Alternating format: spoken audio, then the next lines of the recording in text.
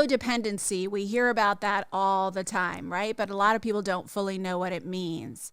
I am a therapist of 30 plus years and a recovering codependent. I'm very familiar with it. And recovery is a lifelong pursuit because codependency is an addictive form of thinking and feeling. Why? Because it started so early in life.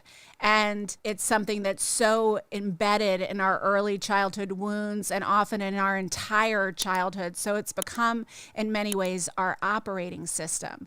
And there are lots of things that are really beautiful about codependency, right? And we tend to celebrate, the narcissist is evil and bad and toxic, but the codependent is really just this sweet, loving person who just wants to give and receive love. And that is true, but it's a tricky wicket because there are some manipulative elements to the codependent as well that aren't often talked about or addressed. And it all comes from a place of fear and wanting to feel safe in love and wanting to not be abandoned and wanting to get that person you love to stay. So as a result, you're prone to trauma bonds with people. You're prone to attract and be attracted to narcissists or addicts or other abusers. So it can get really tricky to be in healthy love when you are in active codependence. And the other tricky thing is that we tend to find our value. I mean, this is what was taught to us overtly and covertly growing up. A huge part of our self-concept and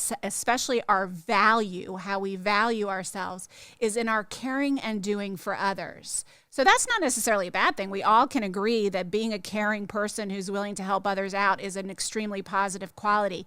But there's a catch with the codependent. It's not always conscious, but there is a kind of tit for tat involved in one of two ways. Either I really need to see myself as someone who's altruistic and helpful and good because that will get me good karma, right? That's the higher functioning kind of codependent impulse to be a caring, helpful person, right?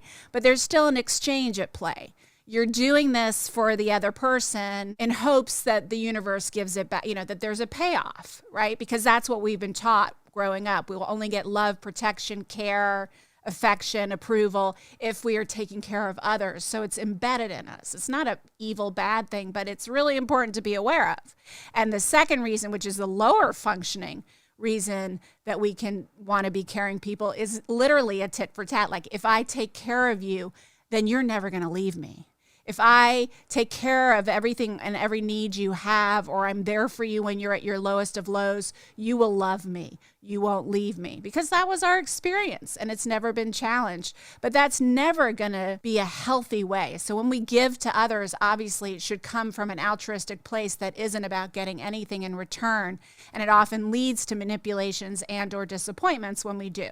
So how do you heal? How do you heal in a way that you can not only attract in people who aren't addicts or narcissists or abusers, but also so that you can be healthy in love and not be so scared all the time and not have to bend yourself into a pretzel to try to be what you think other people need you to be? Well, the first is to do that inner child work. So I want you to explore internal family systems work. That's one of the most direct routes to inner child work. But it also means just connecting with those parts of you when you notice you're feeling sad or scared or inadequate, or you start noticing you have a story that you're going to be alone forever, or that you won't make it alone, or you're going to die alone, or whatever your codependent story is, that you're not enough as your whole delicious, beautiful cake, right? Someone else is the icing on the cake. The codependent doesn't feel that way. The other person is necessary for their cake to even exist. So you are always at the effect of that other person. So when you start to heal those parts of yourself that believe that, which are typically very young parts of you that learned through your very difficult life experiences that you weren't enough, that you weren't lovable for exactly who you are, that people stay, that people don't abandon, like you didn't learn that growing up. So you have to teach those smaller parts of you that, and that comes in the form of inner child work, okay? And I'll make a separate video for you that you can watch about how to do inner child work. The second is boundaries, boundaries, boundaries, boundaries, and that's scary as hell for a codependent. No is a complete sentence. Anytime you see a celebrity or someone saying, I've learned no is a complete sentence, they're a recovering codependent. basically they have learned that they don't need a reason to say no. They don't have to justify their boundary. They don't have to bend themselves over backwards to give you all the reasons why they are justified to want what they want. The recovering codependent, the healthy recovering codependent, knows that not only is no a complete sentence, but I don't need a reason to want what I want. I just want it. And the third thing that's super important to hold on to when you're in recovery is to remember that you aren't insane, because people will gaslight you. The people that you've been in these toxic relationships with and the toxic people around you that you've attracted in for so many years are going to gaslight you. They're going to make you feel like you're crazy when you set boundaries or you stand up for yourself.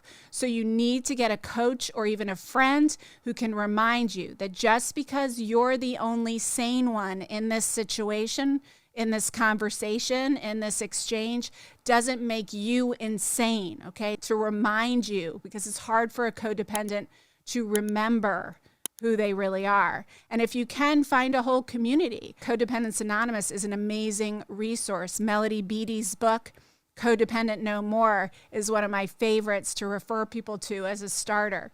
So I hope that gives you a guidepost to get started on your recovery from codependency. Believe me, your life and your love life will thank you.